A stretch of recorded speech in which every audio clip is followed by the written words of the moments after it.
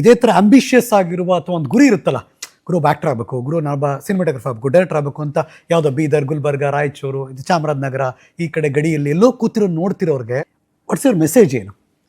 Sir director ಆಗಬೇಕು ಅಂದಾಗ ಇಬ್ರು ಹೇಳಿದ್ದು ಕರೆಕ್ಟ್. ನೀವು ಎಲ್ಲಿ ಕೂತ್ಕೊಂಡು ಬೇಕಾದ್ರೂ ಬರಿಬೋದು. ಸೊ ಬರವಣಿಗೆ ಅಂತ ಬಂದಾಗ ನಿಮ್ಮ ಥಾಟ್ ಪ್ರೊಸೆಸ್ಗೆ ನಿಮ್ಗೆ ಎಲ್ಲಿ ಅನುಕೂಲ ಇರುತ್ತೆ ಮತ್ತು ನಿಮ್ಗೆ ಎಲ್ಲಿ ಕಂಫರ್ಟ್ ಇರುತ್ತೆ ಅಲ್ಲಿ ಕೂತ್ಕೊಂಡು ಬರೆಯೋದು ಸಹಜ. ಬಟ್ ನಾನು ಆ್ಯಕ್ಟರ್ ಆಗಬೇಕು ಅಂತ ಅಂದ್ಕೊಂಡಾಗ ನೀವು ಇವಾಗ ಮೈಸೂರಿನಲ್ಲಿ ಎಷ್ಟು ಜನ ನಿರ್ದೇಶಕರು ಸಿನಿಮಾ ಮಾಡ್ತಾ ಇದ್ದಾರೆ, ಸೊ ಅಂತ ಪರ್ಸೆಂಟೇಜ್ ನೋಡಿದಾಗ ಬೆಂಗಳೂರಿನಲ್ಲಿ ಎಷ್ಟು ಜನ ಮಾಡ್ತಾ ಇದ್ದಾರೆ ಅಂತ ನೋಡಿದಾಗ, ಸೊ ನಾನು ಬೆಂಗಳೂರಿಗೆ ಬಂದ್ಬಿಟ್ಟು 150 ಜನದ ಜೊತೆ ಬಾಗಿಲು ತಟ್ಟದ್ದು ಈಸಿನ, ಮೈಸೂರಿನಲ್ಲಿರೋ 3 ಜನದ ಯಾಕಂದ್ರೆ 3 ಜನ ಯಾವ್ಯಾವ ಸಿನಿಮಾ ಮಾಡ್ತಾರೆ ಅಂತ ಗೊತ್ತಿಲ್ಲ, ಇಲ್ಲಿ 150 ಜನ ಇದ್ದಾರೆ. So any day anybody can start. So ನಟರಾಗಬೇಕು ಅನ್ಕೊಂಡವ್ರು ಬೆಂಗಳೂರಿಗೆ ಬನ್ನಿ. ಅಲ್ಲ, ಬರೀ ನಟರಲ್ಲ ಸರ್, ಯಾರೇ ಸಿನಿಮಾ ಏನಾರ ಆಗಲಿ ಒಂದು ಪ್ರೋಸೆಸ್ ತಿಳ್ಕೊಳಕ್ಕೆ ಬೆಂಗಳೂರಿಗೆ ಬರಲೇಬೇಕು. ಯಾಕಂದರೆ ಅಲ್ಲಿ ನನ್ನ ಒಂದು ಅನುಭವ ಇದೆ. ಆ ಅನುಭವನ ತಂದು ಇಲ್ಲಿ ನಾವು ಪ್ರಾಕ್ಟಿಕಲಾಗಿ ಹೆಂಗೆ ನಡೆಯುತ್ತೆ, ಒಂದು ಇಂಡಸ್ಟ್ರಿ ಹೆಂಗೆ ವರ್ಕ್ ಆಗುತ್ತೆ, ಅದು ಆ ಅನುಭವ ಇಲ್ಲಿ ತಿಳ್ಕೊಳ್ದೆ ಸುಮ್ಮನೆ ನಾವು ಅಲ್ಲಿ ಓಕೆ ಈಗ ಒಂದು ರೀಲ್ ಫಾರ್ಮ್ಯಾಟ್ ಇದೆ, ಶೂಟಿಂಗ್ ಫಾರ್ಮ್ಯಾಟ್ ಫೋನಲ್ಲಿದೆ, ಎಲ್ಲ ಅಲ್ಲೇ ಕೂತಿ ಎಲ್ಲ ಅಪ್ಲೋಡ್ ಮಾಡೋದು ಎಲ್ಲ ಕಲಿಬೋದು, ಎಲ್ಲ ಆಗುತ್ತೆ. ಬಟ್ ಇಲ್ಲಿ ಅಟ್ ಪ್ರೆಸೆಂಟ್ ನಿಮಗೆ ಗೊತ್ತು ಎಷ್ಟು ಫಿಲ್ಮ್ ರಿಲೀಸ್ ಆಗ್ತಾಯಿದೆ.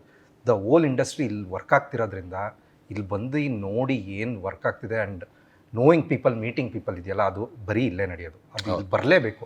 ಇಲ್ಲಿ ಬರದೆ ನಾನು ಅಲ್ಲಿ ಕೂತ್ ನಿನ್ನ ಎಕ್ಸ್ಪೀರಿಯನ್ಸ್ ನೀನು ಅಲ್ಲಿ ಎಲ್ಲ ಇಟ್ಕೊಂಡು ನೀನು ಇಲ್ಲಿ ಬಂದು ಎಕ್ಸಿಕ್ಯೂಟ್ ಮಾಡಬೇಕು.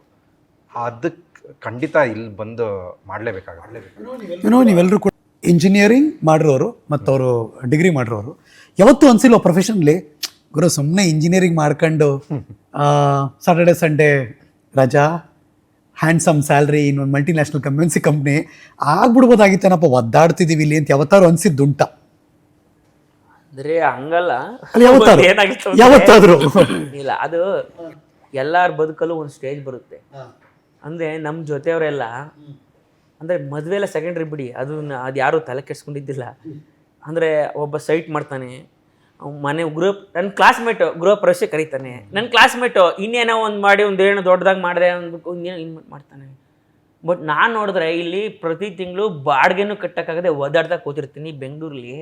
ಸೊ ಅಂಥ ಟೈಮಲ್ಲಿ ಅನಿಸುತ್ತೆ, ಇದೇನಿದು ಲೈಫು ಹಿಂಗಾಗ್ಬಿಡ್ತಲ್ಲ. ಬಟ್ ಎಗೇನ್ ಅದು ನಾನು ಹೇಳ್ತಾ ಇರೋದು. ಬಟ್ ಸ್ಟಿಲ್ ಇನ್ನೇನೋ ನೋಡಿದಾಗ ಇಲ್ಲ ಗುರು ಆಯಿತು, ನಾನು ಅಟ್ಲೀಸ್ಟ್ ನನಗೇನು ಬೇಕು ನಾನು ಅದನ್ನು. ಬಟ್ ಅವನು ಸಂಜೆ ಕೂತ್ಕೊಂಡಾಗ ಅವನು ಇಲ್ಲ ಗುರು ನಾನೇನೋ ಅಂದ್ಕೊಂಡಿದ್ದೆ, ಇದೇನೋ ಬಿಡಪ್ಪ ನಿಂದೆ ಸರಿ, ಏನೋ ನೀನು ಅನ್ಕೊಂಡಿರೋದು ಮಾಡ್ತಿದೀಯಾ ಅಂತ ಅವನು ನಮಗೆ ಹಿಂಗೆ ಹೇಳ್ತಿರ್ತಾರೆ. ನಾನು ಅಯ್ಯೋ ಇವ್ನ ಜೀವನದಲ್ಲಿ ಎಲ್ಲ ಇದೆ, ಇಷ್ಟು ಮಾಡ್ತಾನಲ್ಲ, ನಾನು ಏನು ಇಲ್ದಿರೋ ನನ್ನ ಹೊಗಳ್ತಾನಲ್ಲ ಅಂತ ಅನಿಸ್ತಿರ್ತದೆ. ಯಾವ ವಿಚಾರವಾಗಿ ನಾನು ಕಳೆದೋಗ್ಬಿಟ್ಟೆ.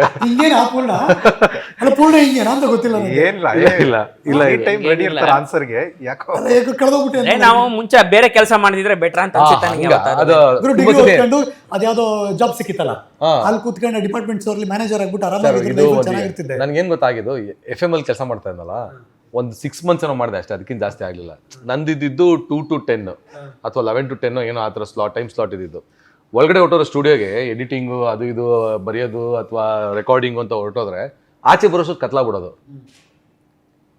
ಅಂದರೆ ನಿಮಗೆ ನೀವು ಹೋಗ್ಬೇಕಾದ್ರೆ ಬೆಳಕಿತ್ತು ಸಡನ್ನಾಗಿ ಬಂದಾಗ ಕತ್ಲಾಗ್ಬಿಟ್ರೆ 1 ತಿಂಗಳು ಇದನ್ನು ಕಂಟಿನ್ಯೂಸ್ ಆಗಿ ನೋಡ್ಬಿಟ್ರೆ ನಿಮ್ಗೆ ಒಳಗಡೆ ಫ್ರಸ್ಟ್ರೇಟ್ ಆಗ್ಬಿಡುತ್ತೆ, ನಿಮಗೆ ಡಿಪ್ರೆಷನ್ ಹೊರಟೋಗ್ಬಿಡ್ತೀರ ನೀವು. 23 ವರ್ಷ ನೋಡಿದ್ದೀನಿ ಇದನ್ನು ನಾನು. ಅಲ್ಲ 1 ತಿಂಗಳು ಕೂಡ ಹೇಳ್ತಾ ಇದ್ದಾರೆ, ನಾನು 23 ವರ್ಷ ಮಾಡಿದ್ದೀನಿ ಕೆಲಸ. ನನಗೆ ಆಗಲಿಲ್ಲ ಸರ್, ನನಗೆ ಸಂಜೆಗಳು ನೋಡಬೇಕು, ಸಂಜೆಗಳು ಚಂದ. ಆ ಈವ್ನಿಂಗ್ ಆ ಕತ್ಲೆ ಆ ಬ್ಲೂ ಲೈಟ್ ಇಂದ ಹಂಗೆ ಲೈಟ್ಸ್ ಆನ್ ಆಗುತ್ತಲ್ಲ ಸಿಟಿದು, ಅದು ನೋಡೋದಕ್ಕೆ ಚಂದ. ಅದು ಹೊರಟೋಗ್ಬಿಟ್ರೆ ಹೆಂಗೆ ಅದು ಲೈಫಲ್ಲಿ, ಅದನ್ನ ಕಳ್ಕೊಂಡು ನಾನು ಹೆಂಗೆ ಬದುಕಲಿ ನಾನು ಅಂತ. ಅದಕ್ಕೆ ಟೈಮಿಗೆ ತಕ್ಕಂಗೆ ನಾವು ಸ್ಟೇಷನ್ ಹೆಡ್ ಒಬ್ಬ ಇದ್ದ, ಅವನೇನೋ ಅಂದ, ID ಕಾರ್ಡ್ ತೆಗೆದು ಬಿಸಾಕ್ಬಿಟ್ಟು ಹೋಗಿ ಮನೆಗೆ ಹೋಗ್ತಿದ್ದಾರೆ ಅಂತ ಬಂದ್ಬಿಟ್ಟೆ.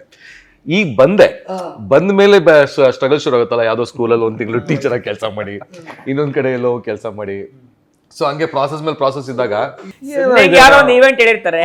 ಈಗ ಇದೇನೋ ಒಂದು ಈವೆಂಟ್ ಇದೆ, ಈಗ ಯಾವ್ದೋ ಒಂದು ಹಾಸ್ಪಿಟ್ಲದು 10ನೇ ಉಚಿತ ತಪಾಸಣೆ ಇದೆಲ್ಲ ಇದೆ ಬನ್ನಿ ಅಂತ ಆ ಥರದ್ದು. ಈಗ ಗೊತ್ತಿಲ್ಲ ಇವ್ನು ಏನೋ ಬರ್ದಿರ್ತಲ್ಲ ಸರ್, ಇದು ಮಾರ್ಚ್ ಏಪ್ರಿಲ್ 22ರಿಂದ ಮಾರ್ಚ್ 3ರವರೆಗೂ ಆತರ ಡೇಟ್ ಹೇಳ್ಬಿಟ್ಟು ಉಚಿತ ತಪಾಸಣಾ ಶಿಬಿರ ಆರ್ಗನೈಸ್ ಮಾಡಿದರೆ ಎಲ್ಲರೂ ಬರಬೇಕು, ಇದರ ಸದುಪಯೋಗ ಪಡಿಬೇಕು ಅಂತ ಇಡೀ ದಿನ ಮಾಡೋದು. ಆಟೋದಲ್ಲಿ ಹಾಕಿ ಓಡಾಡೋದು. ಮನೆಯವ್ರಗಳಿಗೆ ಇವನೇನೋ ಮಾಡ್ಕೊಂಡ್ ಬರ್ತಾವ್ರೆ, ನಾವ್ ನೋಡಿದ್ರೆ ಅಲ್ಲಿ ಗೊತ್ತಿರೋ ಸಿಕ್ಕಿದ್ರೆ ಆಟೋ ಹುಡುಗ ಒಂದ್ಸತಿ ನಮ್ಮಮ್ಮನ ಫ್ರೆಂಡ್ಸ್ ಏರಿಯಾ ಹೊಟ್ಟೋಗ್ಬಿಟ್ಟ. ಅದು 3 ಜನ ಲೇಡೀಸ್ ತೆಗಿಯೋ ಆಟೋ ತೆಗಿಯೋ ಪ್ಲೀಸ್ ಆಟೋ ತೆಗಿಯೋ. ಯಾಕಂದ್ರೆ ಮನೆಯವ್ರಿಗೆ ಗೊತ್ತಾರ ನೊಂದ್ಕೊಂಡ್ಬಿಡ್ತಾರ ಪಾಪ. ಯಾರು ಗೊತ್ತು ಸರ್, ಮನೇಲಿ ಹೆಂಗ್ ಹೇಳ್ತೀರಾ ನೀವು, ಮಾಲಲ್ಲಿ ನಿಂತ್ಕೊಂಡು ಗೇಮ್ ಆಡಿಸ್ತೀರಾ ಅಂತ ಹೆಂಗ್ ಹೇಳ್ತೀರಾ ನೀವು?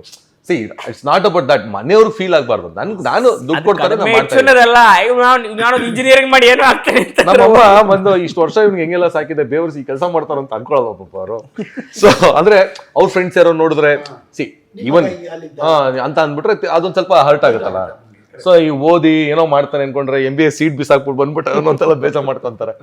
ಸೊ ಇದೆಲ್ಲ ಮಾಡ್ಕೊಂಡು ಬಂದ್ವಲ್ಲ, ಆ ಮೊಮೆಂಟ್ ಅಲ್ಲೂ ಏನು ಅನ್ಸ್ತಿರ್ಲಿಲ್ಲ, ಇದೆಲ್ಲ ಮಜವಾಗಿತ್ತು ನಮ್ಗೆ. Actually we were like enjoying every ಇದು. ಒಂದಿನ ಆಟೋ ಡ್ರೈವರ್ ಮತ್ತೆ ಫೋನ್ ಮಾಡಿದ, ಸರ್ ಇನ್ನೊಂದಿದೆ ಅನೌನ್ಸ್ಮೆಂಟ್ ಮಾಡಕ್ ಬರ್ತೀರಾ ಅಂತ. ಪಕ್ಕ ಫಿಕ್ಸ್ ಆಗ್ಬಿಟ್ಟು ನಾನು ಇಲ್ಲೇ ಇಟ್ಕೊಂಡ್ಬಿಡ್ತೀನಿ ಬಿಡಲ್ಲ ಅಂತ. ಅವತ್ತು ಆ ತರ ಮೊಮೆಂಟ್ಸ್ ಅಲ್ಲಿ ಒಂದೊಂದ್ಸತಿ ಅನ್ಸೋದು, ಛೇ ಯಾವ್ದೋ ಒಂದು ಮಾಡ್ಕೊಂಡು ಹೋಗ್ಬಿಡ್ಬೋದಿತ್ತಲ್ಲ ಇದು ಯಾಕೆ ಅಂತ. ಬಟ್ ಆಮೇಲೆ ಯೋಚಿಸಿದಾಗ ಅನ್ಸುತ್ತೆ, ಆ ಟೈಮ್ ಕರೆಕ್ಟ್ ನನ್ನ ಫ್ರೆಂಡ್ ಒಬ್ರು ಗೌರ್ಮೆಂಟ್ ಆಫೀಸಲ್ಲಿ ಕೆಲಸ ಮಾಡ್ತಾ ಇದ್ರು, ಅವ್ರಿಗೆ ಒಳ್ಳೆ ಸಂಬಳ ಬರ್ತಾ ಇತ್ತು. ಅವ್ರು ಎವ್ರಿ ಈವ್ನಿಂಗ್ ಸಿಕ್ಬಿಟ್ಟು ಫ್ರಸ್ಟ್ರೇಷನ್ ಆಚೆ ತೋಡೋರಲ್ಲ, ಹಿಂಗ್ ಮಾಡ್ತಾರೆ ಜನ, ಹಿಂಗ್ ಮಾಡ್ತಾರೆ ಆಗ್ತಿಲ್ಲ ಅಂತ. ಸೊ ಅವಾಗ ನಾನು ಫಿಕ್ಸ್ ಆಗ್ಬಿಟ್ಟೆ, ಓಕೆ ಆ ಕಡೆ ಎಲ್ಲ ನಮ್ಗೆ ಆಗಲ್ಲ. ಸೊ ಇವನು ಹೆಂಗಿರು ಕೆಲಸ ಬಿಟ್ಟು ಬರ್ತಾನೆ, ಅಲ್ಲಿವರೆಗೂ ದುಡಿತದನಲ್ಲ ಸ್ವಲ್ಪ ನೋಡ್ಕೊಬೋಣ ಅಂದ್ಬಿಟ್ಟು ಪ್ರತಿ ವಾರ ಬಂದು ಸಿನಿಮಾ ತೋರಿಸೋರು. ಇಬ್ಬರು ಇಂಜಿನಿಯರಿಂಗ್ ಗ್ರಾಜ್ಯುಯೇಟ್, ಅದು ಒಳ್ಳೊಳ್ಳೆ ಇಡೀ ಕರ್ನಾಟಕದಲ್ಲಿ ಟಾಪ್ 5 ಅಲ್ಲಿ ಸೀಟ್ ಸಿಗಬೇಕು ಅಂತ ಬಯಸುವ ಕಾಲೇಜಲ್ಲಿ ಓದಿರೋರು ನೀವು, ಯಾವುದೋ ಮೂಲೆಯಲ್ಲಿ ಓದಿಲ್ಲಲ್ಲ. ಅಲ್ಲ, ಆಗ್ಲೇ ನಾಗಭೂಷಣ್ ಹೇಳ್ದಂಗೆ ಒಂದು ಅಡ್ವಾಂಟೇಜ್ ಏನಂದ್ರೆ ನಮ್ಮ ಟೀಮಲ್ಲಿ ಎಲ್ಲರೂ ಫಸ್ಟ್ ಆಕ್ಟರ್ ಆಗಬೇಕು ಅಂತ ಬಂದರು. ಎಲ್ಲರೂ ಡೈರೆಕ್ಟರ್ ಆಗ ಅಬಿಲಿಟಿ ಎಲ್ಲ ಇದೆ, ನಾಗನ್ಗೂ ಇದೆ, ಪೂರ್ಣಂಗೂ ಇದೆ, ಧನಂಗೂ ಚೆನ್ನಾಗಿದೆ. But they first prefer to be actor ಆಗಿದ್ರಿಂದ ಕೆಲವೇ ಒಂದು 2-3 ಜನ ಡೈರೆಕ್ಟರ್ ಅನ್ನೋದು. ಸೊ ನಾನೊಬ್ಬ ಉಳ್ಕೊಂಡೆ, ನಾನು ಡೈರೆಕ್ಟರ್. ಸೊ ಒಂದು ಪಟ್ಟ ಆಗಲೇ ಇದಾಗೋಗಿತ್ತು, ಹೋಗೋ ನೀನು ಡೈರೆಕ್ಟರ್ ಆಗು ಅಂತ ಒಂದು ಹಿಂದೆಯಿಂದ ಒಂದು ಪುಷು ಎಲ್ಲರೂ ಮಾಡ್ತಾಯಿದ್ರು. ಆ ಅಡ್ವಾಂಟೇಜ್ ಇತ್ತು. ಸೊ ಯಾವತ್ತೂ ಹೋಗಿ ಬೇರೆ ಕೆಲಸ ಮಾಡಬೇಕು ಅಂತ ಅನಿಸ್ಲೇ ಇಲ್ಲ, ಒಂದ್ಸತಿನೂ ಅನಿಸ್ಲಿಲ್ಲ. ನನಗೆ ಇವ್ರ ಜರ್ನಿಗಿಂತ ಸ್ವಲ್ಪ ಸಪ್ರೇಟ್ ನಂದು. ನಾನು ಕಾಲೇಜಲ್ಲಿದ್ದಾಗಲೇ ಕೆಲಸ ಸಿಕ್ಬಿಡ್ತು ನನಗೆ. 5 ವರ್ಷ ಕ್ಯಾಂಪಸ್ಸಲ್ಲಿ ನಾನು 5 ವರ್ಷ ಸಾಫ್ಟ್ವೇರ್ಲಿದ್ದೆ.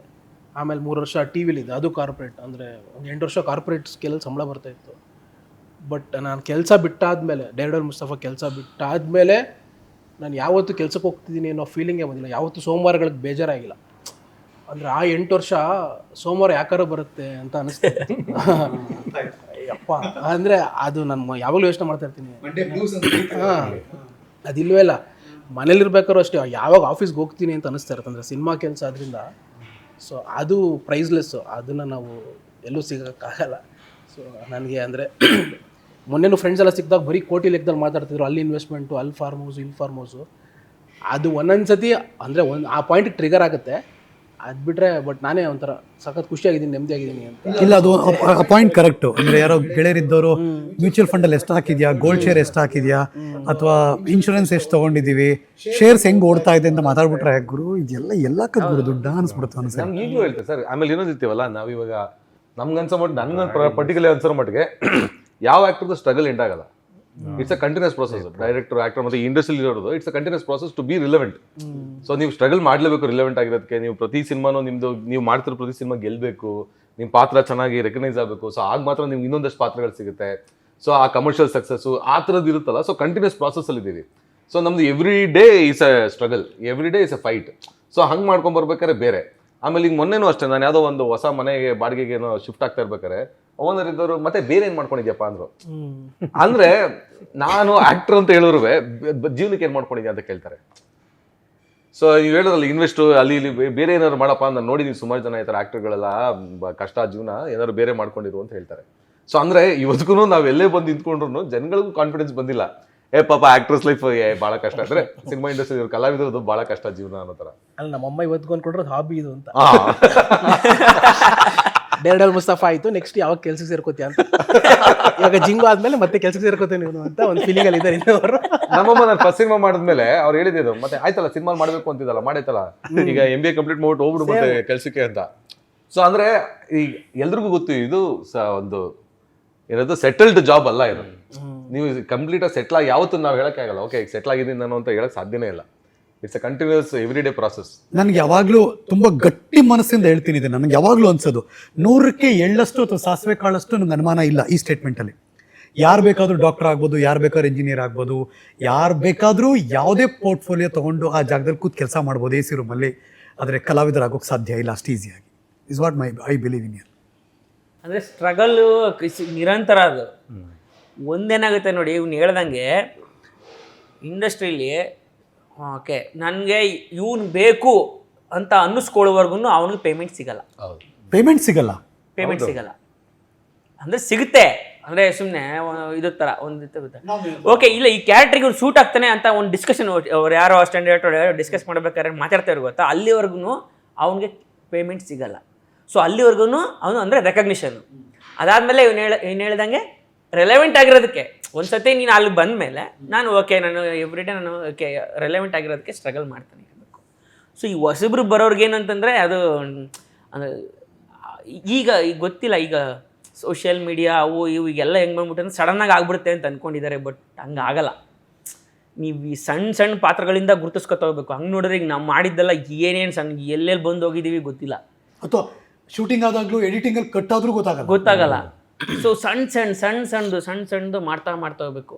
ಆಮೇಲೆ ಸಾಧ್ಯ ಆದಷ್ಟು ಸಿನಿಮಾ ಟೀಮ್ಗಳ ಜೊತೆ ಟಚಲ್ಲಿ ಇರಬೇಕು.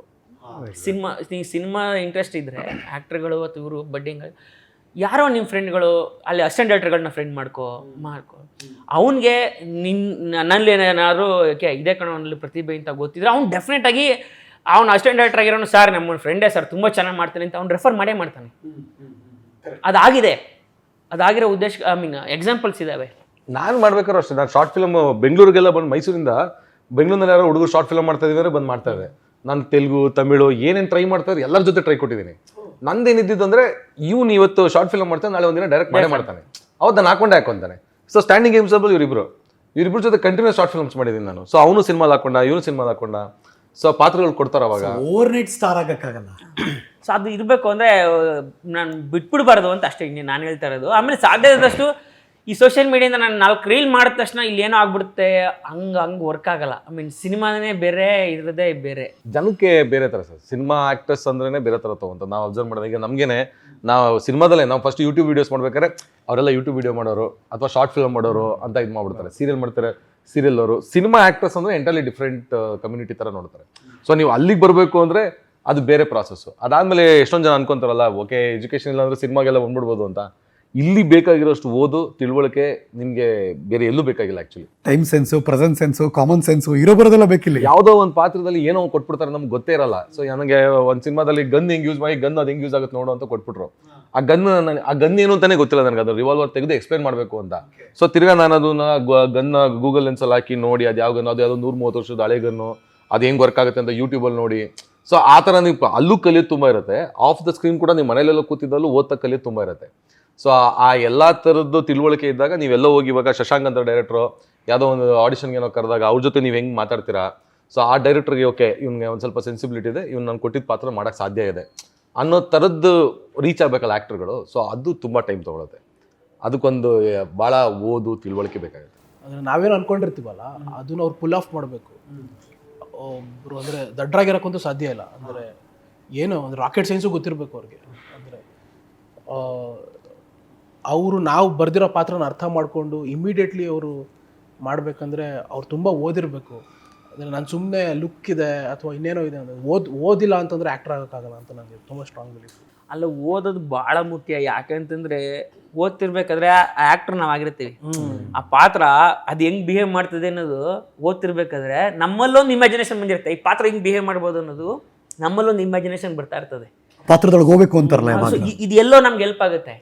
ಆಮೇಲೆ ತುಂಬ ಜನ ಏನಾಗುತ್ತೆ, ನಾವು ಆ್ಯಕ್ಟ್ ಮಾಡ್ತಿರ್ಬೇಕಾದ್ರೆ ಸರ್ ಅದು ನಿಮ್ಮ ಸ್ಟೈಲ್ ಏನೋ ಫಿಲಪ್ ಮಾಡ್ಬಿಟ್ಬಿಡಿ ಅಂತಾರೆ. ಏನು ನಿಮ್ಮ ಸ್ಟೈಲು? ಅಲ್ಲೇನೋ ಫಿಲಪ್ ಮಾಡೋದಕ್ಕೆ ನನಗೆ ಗೊತ್ತಿರಬೇಕು. ಐ ಮೀನ್ ನಾನು ಸುಮ್ಮನೆ ಏನೇನೋ ಫಿಲಪ್ ಮಾಡೋಕ್ಕಾಗಲ್ಲ. ಆ ಸಂದರ್ಭದ ತಕ್ಕಂತೆ ನಾನು ಏನೋ ಫಿಲಪ್ ಮಾಡಬೇಕು. ಅಲ್ಲೇನೋ ನಾನು ಯಾವುದೋ ಒಬ್ರು ಓದಿರೋದು ಯಾವುದೋ ಒಂದು ಕವಿದೊಂದು ಕೋಟ್ ಹೊಡಿತೀನಿ, ಇನ್ನೇನೋ ಒಂದು ಅಲ್ಲೇನೋ ನೋಡಿ ಗೊತ್ತಾಗ್ತಿದೆ ನಿಮಗೆ. ಸೊ ಇದಕ್ಕೆ ಓದು ಭಾಳ ಮುಖ್ಯ ಅಂತ. ನಾನು ಇವ್ರಿಗೆ ಕನ್ನಡ ಮೇಷ್ಟ್ರು ಪಾತ್ರ ಕೊಟ್ಟಿದ್ದೆ. ನಾನು ತುಂಬ ಜಾಸ್ತಿ ತಯಾರಿನೇ ಮಾಡ್ಕೊಂಡಿಲ್ಲ. ಏನಕ್ಕೆ ನಾಗಭೂಷಣ್ ಬರ್ತಾರೆ, ಅವ್ರಿಗೊಂದು ಓದಿದೆ, ಅವ್ರಿಗೊಂದು ಎಕ್ಸ್ಪೀರಿಯನ್ಸ್ ಇದೆ, ಅವ್ರು ಫಿಲ್ ಮಾಡ್ತಾರೆ ಅಂತ. ದ ಮೊಮೆಂಟ್ ಡೈಲಾಗ್ ಕೊಟ್ಟ ತಕ್ಷಣ ಅವರು ಫಸ್ಟ್ ಶಾರ್ಟಲ್ಲೇ ಕನ್ನಡ ಮೇಷ್ಟ್ರು ಪ್ಯಾಂಟೆಲ್ಲ ಹೇಳ್ಕೊಂಡು ಹಿಂಗೆಲ್ಲ ಮಾಡಿಕೊಂಡು ಓಕೆ ನಾನೇನು ಹೇಳೇ ಇಲ್ಲ. ಬೇರೆಯವ್ರನ್ನೆಲ್ಲ ರೆಡಿ ಮಾಡಿಸ್ತಾ ಇದ್ದ.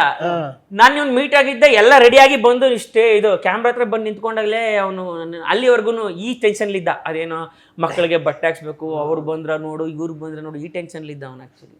ಈಗ ಇವತ್ತು ನಾವು ಯಾವುದೋ ಸೋಷಿಯಲ್ ಮೀಡಿಯಾ ನಾನು ವಿದ್ಯಾಪತಿ ಪೋಸ್ಟ್ ಮಾಡ್ತಾರೆ, ಅದು ಕ್ಯಾಪ್ಷನ್ ಬೆಳಗ್ಗೆ ಇವನು ಶಶಾಂಕ ಕೊಡ್ತಾನೆ. ಶಶಾಂಕ್ ಅದಕ್ಕೆ ಏನೋ ಒಂದು ಕ್ಯಾಪ್ಷನ್ ಕೊಡು ಅಂತಂದ್ರೆ ಅದಕ್ಕೆ ಅದು ಏನೋ ಒಂದು ಕ್ಯಾಪ್ಷನ್ ಕೊಡ್ತಾನೆ, ಒಂದು ವೇರ್ಡ್ ಆಗಿರೋ ಒಂದು ಏನೋ ಒಂದು ಕೊಡ್ತಾನೆ. ಈಗ ಆಮೇಲೆ ಹೇಳಿದ್ರೆ ನಾವು KB ವೀಡಿಯೋ ಮಾಡಿ ಹಂಗೆ ನೋಡ್ರೆ ಅವನು ಏನೋ ಶಶಾಂಕ ಏನಾರು ಇದ್ರೆ ಹೇಳಿ ನಾನು ಇನ್ವಾಲ್ವ್ ಆಗ್ತೀನಿ, ಏನಾರು ಇದ್ರೆ ಹೇಳಿ ನಾನು ಇನ್ವಾಲ್ವ್ ಆಗ್ತೀನಿ. KB ಹೆಸರು ಕೊಟ್ಟಿದ್ದೆ ಅವನು, KB ಅಂತ ಹೆಸರು ಕೊಟ್ಟಿದ್ದೆ ಅವನು. ಅಂದ್ರೆ ಏನು? Karnataka entertainment board.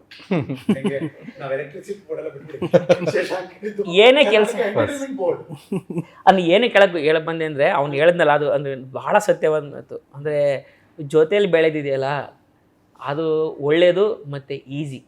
ಸರ್ ನೀವು ಅವಾಗಲೇ ಕೇಳಿದ್ರಲ್ಲ ಅಂದರೆ ಯಂಗ್ಸ್ಟರ್ಸ್ಗೆ ಅಂದರೆ ಹೆಂಗೆ ಬರಬೇಕು ಅಂತ, ಅಂದರೆ ಟೀಮಾಗಿ ಬರಬೇಕು, ಅಂದರೆ ಟೀಮ್ ಹುಡ್ಕೋಬೇಕು. ನಾವು ಹುಡುಕ್ತಾ ಇದ್ದೀವಿ, ಹುಡುಕಾಟ ಇರುತ್ತೆ. ಅಂದರೆ ಒಬ್ಬರೇ ಏನು ಮಾಡೋಕ್ಕಾಗಲ್ಲ ಇಲ್ಲಿ. ಅಂದರೆ ಸಿನಿಮಾ ಪ್ರಾಪರ್ ಟೀಮ್ ವರ್ಕು. ಇಲ್ಲ ಯಾವುದೋ ಟೀಮಿಗೆ ನೀವು ಜಾಯ್ನ್ ಆಗಬೇಕು, ಇಲ್ಲ ನೀವೇ ಒಂದು ಟೀಮ್ ಕಟ್ಟಬೇಕು ಹೆಂಗಾದರೂ ಮಾಡಿ ಅಷ್ಟೇ. ಅಂದರೆ ಒಬ್ಬನೇ ಬರೋಕ್ಕೆ ತುಂಬ ಕಷ್ಟ ಆಗ್ಬಿಡುತ್ತೆ. ಉದ್ದೇಶ ಏನಿರಬೇಕು, ಏನಿರಬೇಕು ಅಂದರೆ ಇದನ್ನು ಹೇಳಲ್ಲ, ಸಮಾನ ಮನಸ್ಕರೆಲ್ಲ ಸೇರ್ಕೊಳ್ಳೋದು. ಅಂದರೆ ಆ ಹುಡುಕಾಟದಲ್ಲಿ ಇರಬೇಕು. ಹೋದ ತಕ್ಷಣ ಯಾವುದೋ ರೆಡಿ ಟೀಮ್ ಸಿಗಲ್ಲ. ಆ ಹುಡುಕಾಟ, ನಾನು ಈ ಟೀಮ್ ಬರೋಕ್ಕೆ ಪ್ರೋಸೆಸ್ ಇರುತ್ತೆ. ಮತ್ತೆ ಅದರಲ್ಲಿ ಒಂದು ಜನ ಆಡ್ ಆನ್ ಆಗ್ತಾರೆ, ಬಿಟ್ಟು ಹೋಗ್ತಾರೆ. ಸೊ ಅದೆಲ್ಲ ಪಾರ್ಟ್ ಆಫ್ ಪ್ರೋಸೆಸ್. ಒಂದೇನೋ ಈಗಿನ ಯಂಗ್ಸ್ಟರ್ಸ್ಗೆ ಅಥವಾ ಈಗಿನ ಜನರೇಷನ್ಗೆ ತಾಳ್ಮೆ ಕಡಿಮೆ, ಬೇಗ ಬೆಳಿಬೇಕು, ಅನ್ನೋದಕ್ಕಿಂತ ಒಂದು ಕಂಟೆಂಟ್ ಆಚೆ ಏನೇ ಒಂದು ಶೂಟ್ ಮಾಡಿ ಎಡಿಟ್ ಮಾಡೋದು ಪ್ರೋಸೆಸ್ ಹಳೇದಿತ್ತಲ್ಲ, ಅದೆಲ್ಲ ಕಮ್ಮಿಯಾಗಿ ವೆರಿ ಕ್ವಿಕ್ ಆಗಿ ಬಂದ್ಬಿಟ್ಟಿದೆ sir. Because of phone and ಫೋನಲ್ಲೇ ನಾವು ಅಲ್ಲ ಅದನ್ನೇ ಈಗ ಸಿಂಪಲ್ ಫೇಮಸ್ ಅದೇ ಇಲ್ಲ ಸರ್, ಎಲ್ಲ ಜನರೇಷನ್ ಫೇಮಸ್ ಆಗಕ್ಕಿಂತ ಆ ರೀಲ್ ಮಾಡಿನೇ ಜಾಸ್ತಿ ಜನಕ್ಕೆ ಮುಟ್ಟಿರ್ತಾರೆ. ಸೊ ನಾನು ಈ ಪ್ರೋಸೆಸ್ ಬರ್ದೇನೆ ನಾನು ಅಷ್ಟು ಜನಕ್ಕೆ ಪಾಪ್ಯುಲರ್ ಆಗಿ ಹೋಗಿದ್ದೀನಿ ಅನ್ನೋದು ಒಂದಿದೆ. ಅದು ಅಲ್ಲೇ ಇರ್ತಾ ಇದ್ದೆ ನಾನು. 4ನೇ ಶಾರ್ಟ್ ಫಿಲ್ಮ್ ಪಟಿಂಗ ಅಂತ ಪೂರ್ಣ ಜೊತೆ ಮಾಡಿದ್ದು, ಅದು ಹಿಂಗೆ ಬ್ಲಾಸ್ಟ್ ಆಗೋಯ್ತು. ಅಂದರೆ ಆಗ ಜಿಯೋ ಇರಲಿಲ್ಲ, ಏನೂ ಇರಲಿಲ್ಲ. 2015 1 ಮಿಲಿಯನ್ ವ್ಯೂಸ್ ಒಂದು 15 ದಿನಕ್ಕೆ 20 ದಿನಕ್ಕೆ ಮೋಸ್ಟ್ಲಿ.